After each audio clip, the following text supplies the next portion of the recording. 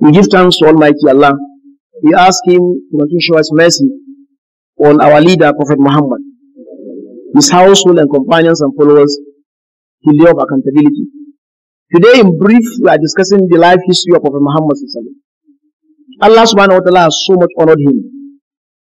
There is no man Allah has created before him that is equal to Rasulullah in honor as regard to Allah subhanahu wa ta'ala. And there is none during his time, and there is going to be none till when Allah will seize those who are existing on earth. Allah has so much honored him. He is the leader of all the messengers and the prophets. Allah subhanahu wa ta'ala selected him and chose him out among the Quraysh and make him leader of jinn and ins. And Allah has commanded that none of our obedience will be acceptable to him except when it passed through Rasulullah. In fact, you cannot have a correct Islam in you. For you to accept Islam correctly, you must mention Rasulullah. When the Muaddin is calling prayers, he must call the name of Rasulullah. When you are praying a perfect, acceptable prayers, you must emulate and you must mention Rasulullah in your prayers. That reflects in all acts of ibadah. Call it fasting, call it hajj, call it zakah. Everything you are, in fact, your zikr must tally with that of Rasulullah. Allah will never, ever accept any of your deeds except when it is in line with the teaching of Rasulullah. It's a big honor. It's a big honor. Now we too, his ummah, we are honored. We are honored by being the followers of Rasulullah. Allah mentioned his character in the Quran by excellence. وَإِنَّكَ لَعَلَى خُلُقٍ عَظِيمٍ.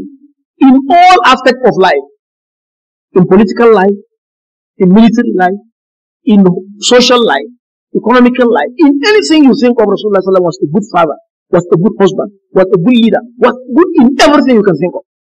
He was very, very generous. Anas narrated that nobody has ever asked Rasulullah of anything except he dash you out. Anything you ask him, he'll give you. The companions are aware of this. A man came to accept Islam, and Rasulullah gave him value of gold. Value in hundreds. The man was mad because he could not even know how to appreciate. He ran back to his community and said, "Oh, you my community, come and accept Islam. Prophet Muhammad is given a gift that he doesn't fear poverty. Look at what he has given me." He was very generous. Not only in giving, but he's generous in words, generous in face, generous in relationship. Generosity is not only money. He was absolutely generous in all aspects of life. Rasulullah was brave. Rasulullah is forgiven. Look at all the trouble of the Meccans. They persecuted, they maltreated, they brutalized all his companions. They have no room for them for peace in Mecca. They have to leave Mecca by force, under pressure. The plots and the plans against him day and night by the leaders of Mecca and the influential people of Mecca was very clear and genuine. Not until when Allah permitted him to leave Mecca for Medina. But with that, when he conquered them, he's supposed to deal with them. But Rasulullah asked them, "What do you think I will do with you today?" He put the question before them. And they answered. They said, "We know. You know you to be generous. From a generous family. And we know that generosity is going to be extended to us today." And Rasulullah told them, "Go, you are all free." And that's why the whole Meccans accepted Islam at once. Because Mecca has never seen somebody trustworthy, somebody forgiving, somebody with clean mind like Rasulullah. It has never happened. And it will never happen. So let us be happy. Let us be happy for being in the ummah of Rasulullah. He is concerned about us. Even we that did not witness his time, he is more concerned about us. And that's why on the day of Qiyamah, when each and every one of us will be raised for accountability, everybody will be saying, "Nafsi, nafsi, nafsi." But Rasulullah will be saying, "Ummati, ummati, ummati." My community, my generation, my people. Why can't we have that concern in increasing our love for him, in obeying him in all we are doing? In our home affairs, in our market affairs, in our office affairs, in our leadership, in our everything. Why can't we emulate him? If Orientalists who are kuffar will write about him that he's the best in what has witnessed the globe among man.